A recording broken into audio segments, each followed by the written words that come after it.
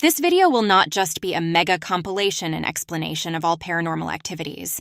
What you will see here is, in addition to a schematic summary, theories and explanations that we don't see in many summaries on the internet. And it's perfect for those of you who already know the franchise or for those of you who fell into this universe. Hello, everyone. My name is Alex, and this is Paranormality, an entire channel dedicated to paranormal activity. And starting at the beginning, it all starts with Paranormal Activity 3. Or maybe not, because I say that. By the middle of the video, you will know. Here we have Grandmother Lois, who is a member of a sect that worships a being previously called Toby. In this sect, called the Midwives, the woman makes a pact with Toby for wealth and power, and in exchange, Toby gets the firstborn male in that woman's lineage. The problem is that Lois didn't have any sons, only Julie, who later had Katie and Christy.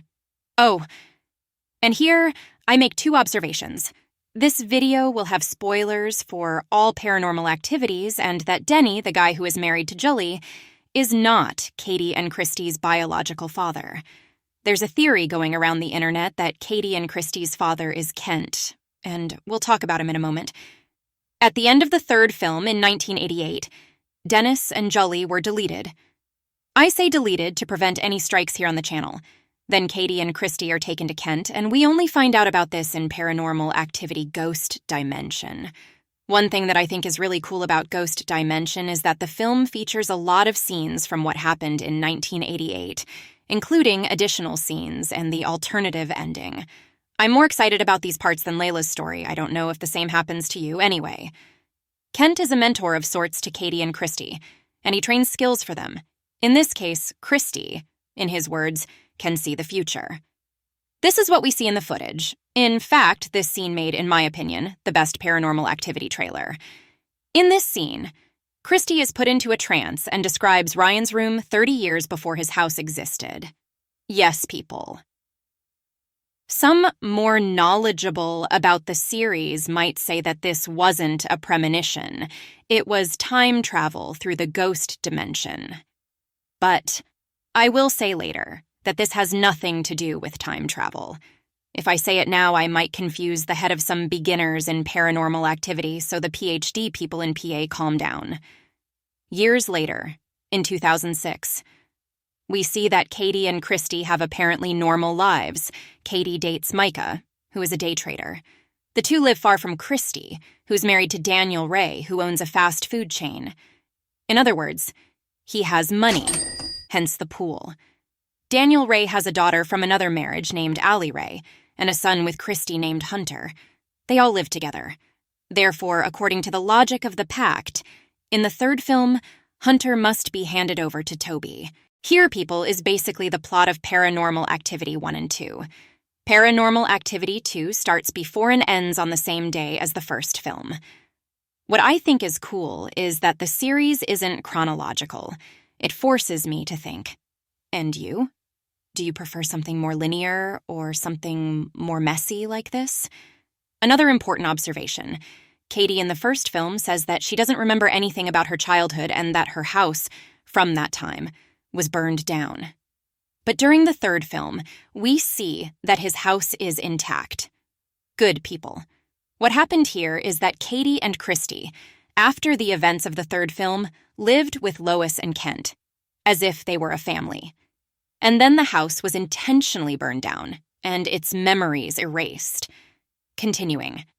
The second film shows that the Ray family is tormented by supernatural things, and Daniel, although reluctant despite his maid's warning to Martine, I finally remembered her, decides to seek measures after seeing on the house's internal circuit his wife being pulled by a supernatural force and subsequently possessed. Oh, detail. The Rays decide to install this due to a pseudo-theft that happened in the house. I say this because it was completely turned over except for Hunter's room, taking only a box of old tapes and a necklace from Christy of sentimental value. To solve the problem of Christy's possession, Daniel and Martine performed a ritual in which they burned a photo. This photo ends up appearing in Paranormal Activity 1. And Toby starts to torment Katie. Finally, On October 9th, 2006, McKee is killed by his girlfriend Katie, who then teleports to the Reyes' residence, kills Christy, her sister, Daniel Ray, her brother-in-law, and kidnaps Hunter, her nephew and Toby's chosen one. Ali, he escaped because she was on an excursion. Lucky that Ali, right? Perhaps. There is a possibility that Ali is possessed. I'm already talking about that. So far, the cycle seems to have been completed, right? That's where I proudly present the film that introduced me to this franchise, Paranormal Activity 4, where we are introduced to Alex's family. The film takes place 5 years after the events of the second film, when Katie kidnaps her nephew Hunter. Alex's family has new neighbors who are Katie and a boy named Robbie, who is 6 years old, the same age as Alex's brother Wyatt. Guys, in this film we have the incredible Ben 10. If you look closely, you will see that they look alike. The family's teenage daughter, Alex, begins to notice strange happenings in her home. Shortly after Robbie moves in with them under the pretext that her mother Katie has had an accident and gone to the hospital. She decides, with the help of Ben, his eternal 24-hour fawning cattle, to use computer cameras and cell phones to record the evidence. Please note that Alex is 15 years old in this film, and Ben, who is always harassing her, is 19 years old. That is.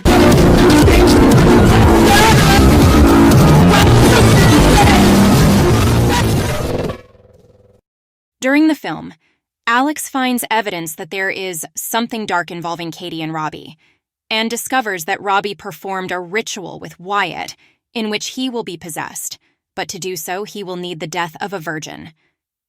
In the end, we have a plot twist.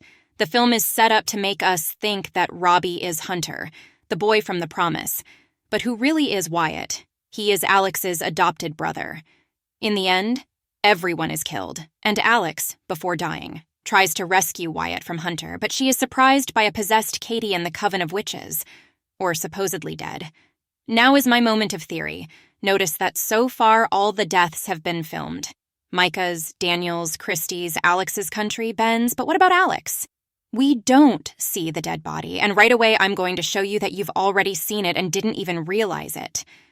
Now you can say to me, but Alex, just because Alex's death in the film wasn't filmed, that doesn't mean anything? Then you're wrong. In the next film, The Bad Ones, it is revealed that the midwives use camera footage as a portal to travel through time and space. This perfectly explains the pseudo-theft I mentioned, remember the more? The midwives ransacked the whole house, messing everything up just to get Daniel to install the cameras. Because if they just wanted to steal the box of ribbons and the necklace, they would have taken that, and that would be it. No mess. It was all the Coven's strategy to have footage of every moment of their plan, including the deaths. That's why it's strange that Alex's death wasn't filmed. This scene also explains why Christy the child did not travel through time but rather had a premonition, as she did not use any camera or footage. And in Marked Ones, we discover that in addition to having to film, a ritual must be performed for everything to work. Curiosity. As she did not use any camera or footage, and in Marked Ones, we discover that in addition to having to film, a ritual must be performed for everything to work. Curiosity. This film was the first in the franchise that I watched, but I hated it at first. But his atmosphere enveloped me, and I had him in my head. The first thing that attracted me to it was the cover, which was well designed. A girl talking to a guy on webcam late at night, when suddenly a scary figure behind gives me a really good horror atmosphere. Comment if this Paranormal Activity atmosphere enchants you too. After Paranormal Activity 4, I watched the third film, and again I didn't like it very much. But a voice remained in my head that told me to watch The Marked Ones, which is the film following the fourth. And when I watched it, my brother, what a film. This is the film that made me understand Paranormal Activity and made me like the franchise. After Marked Ones, I watched all the films in sequence. This film explains a lot about the franchise and ties together everything that happened up until that point. We even have the participation of Ali, the survivor from the second film. Remember I said she might be possessed, well, people. From the first film, it's established that Toby gets attached to people. In this scene, we have Hector and Marisol talking to her about their friend and protagonist of the film, Jessie. Jessie was one of the children given to Toby. In the film, we discover that they are called marked, and that they begin to show paranormal symptoms at the age of 18. The most lucid thing Ali could do in this scene is explain to Hector and Marisol that there was nothing to do. The house collapsed. It was over. They should move away. But no, she did the opposite. She told them that, in quotes, she could make him go back to normal, but he won't be Jessie. Huh? I didn't understand. This contradiction may have an explanation. I was the one who came up with this theory.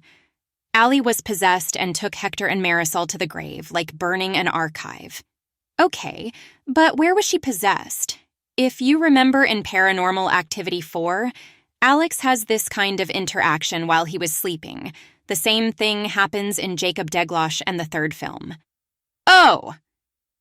Don't know what Jacob Degloshi is? I'll make a video about it. In fact, it may already be available when you watch this video, so go check it out. Well, people Ali, in the second film, had an interaction too, although it was interrupted. This theory will have a separate video here on the channel. It could even be that Ali has already appeared elsewhere in the franchise and you haven't seen it. To conclude, look, Ali's necklace is a bit reminiscent of the one the witches wear at the end of the fourth film, although I recognize that they are different. But what do you think? Do you think she's possessed? Or is it just my crazy mind? So, until this film we already know the name of the group, the midwives, the name of the chosen children marked, how they act using the footage to travel through time. And to top it off at the end of the film, we find out what Katie saw at the end of the first film, which made her delete Micah. Hector was Jessie's friend, in which Hector and Marisol, after trying to save him, she dies and he is teleported to 2006, at Katie's house, where he accidentally scares her, making Katie under the influence of possession delete Micah. An important detail is that I talk about possession here, but in the next film, Ghost Dimension, it is explained that in fact this is not a possession but rather Toby's influence. There's a difference. This explains why in Paranormal Activity 4, Katie sometimes behaves like a normal person, sometimes like someone possessed. In the Ghost Dimension, we are introduced to the Reese family. They once again witness strange activities surrounding their daughter Layla, including that scene I mentioned at the beginning in which Christy describes Ryan's room, 30 years before he existed. In the end, we discover that Toby needs the blood of Layla and Hunter Ray, as they were born on the same moon, that is, born on the same day, to have a physical body. This explains why Hunter but Wyatty started showing his paranormal symptoms at the age of 6 in Paranormal Activity 4, while Jessie is also a marked only 18 years old and marked by the bad, because Hunter is not a normal marked. Both Layla and Hunter were born on 6/6/2005, the 6th day of the 6th month of the 6th year, starting from the years 2000. 666. It is important to highlight that Layla begins to become stranger and under the influence of Toby, after she was instructed to open an interdimensional portal, which connected her house in 2013 to the house that had been built before in 1992. And why do I say 1992? You ask me. Because it is found among the tapes, one that contained a ritual where Layla appeared in 1992, in an additional scene. In the film, we are shown both a pamphlet about Wyatty Bear Hunter's disappearance and a tape showing him in 1992. In other words, Katie and Christy lived in a house from 1988 to 1992, influencing Layla and Hunter to come to them and being influenced by Toby. That house was later destroyed, and Katie, as an adult, posed as a realtor and offered that house to them. In fact, in additional or deleted scenes, we see the daily lives of Katie and Christy as children, interacting with Toby, and talking to Layla using the portals and the mirror. Moving towards the end, Father Toddy tries to perform the exclusion ritual, because as previously mentioned, she was not possessed but influenced, so an exorcism wasn't going to work. In the end, the ritual doesn't work, and Toby has his wish fulfilled. But here I want you to pay attention to the alternative ending of the film, in which the ritual works and Layla is freed. Sometime later, when the family was moving, they came across a tape that didn't exist before because all the previous ones had been destroyed. It was a tape called Katie, Christy, and Layla's Room. In other words, the filming, which the Resses took, contributed to the Coven's and Toby's plans. This perfectly explains the pseudo-theft in the second film that was a stimulus for the Ray family to install the cameras. Finally, people at the end, we find out that it's Layla's birthday, and that Emily, her mother, is pregnant. And guess what Layla asks for her birthday? A little brother, which was celebrated a lot by Kent, that it was right next to them and they didn't even realize it because they were brainwashed. Now you think everything has been completed, right? No. Remember I said Toby isn't his real name. Then, in the ghost dimension itself, Kent tells Christy and Katie that he has known Toby for a long time and by many names. And this is where we go to Paranormal Activity next of kin. Many say that this film has no connection with the other films in the franchise and that it is a reboot. But just follow me. In this film, we meet young Margot, who was abandoned by her mother Sarah in a hospital. When investigating her origins, she discovers that her mother was Amish, a group of traditionalist Anabaptist Christian churches with Swiss, German, and Alsatian origins who live as if it were in the 18th century, unattached to any technology, and decides to spend time with them in order to understand what happened. It doesn't take long for Margot and her two friends, Chris and Dale, to notice strange things like macabre night rituals, two-headed sheep being sacrificed, and a strange church in the middle of the jungle. Added to this, the revelation made by a local resident that family was not Amish. In the end, we discovered that Sarah, Margot's mother, was still there, and that she was being used as a body for Asmodeus, an evil entity that should be imprisoned in a woman's body and passed from generation to generation so that it would not be released, and cause chaos. Soon, Margot was next in the line of succession. But the ritual is prevented by Chris, who finds Margot in a cave being conjured by a witch. And we have a very scary scene, where Margot and Chris run with the entire village suffering the wrath of Asmodeus, who was free, and could possess anyone and make anyone delete themselves. Now let's connect the ends, and it's important that you know that this is not in the films themselves, but is in ancient writings, which the franchise uses as a basis for the stories. Let's go. Asmodeus is mentioned in a book of Jewish folklore as an incubus, a being who interacts with women while they sleep to have their children conceived by him. Well, similar to what Toby did with the midwives. And there is one more detail. There is a story that Toby tried to take the son of a woman called, guess what? Sarah. But she was protected by the angel Raphael and Tobias. Now, look at the name of the book where this was written. Toby's book. I don't know about you, but for me, it's clear that Toby and Asmodeus are the same person. Oops. I mean, entity. And the cave where Margot was undergoing the ritual was one of the caves that make up the so-called ghost dimension.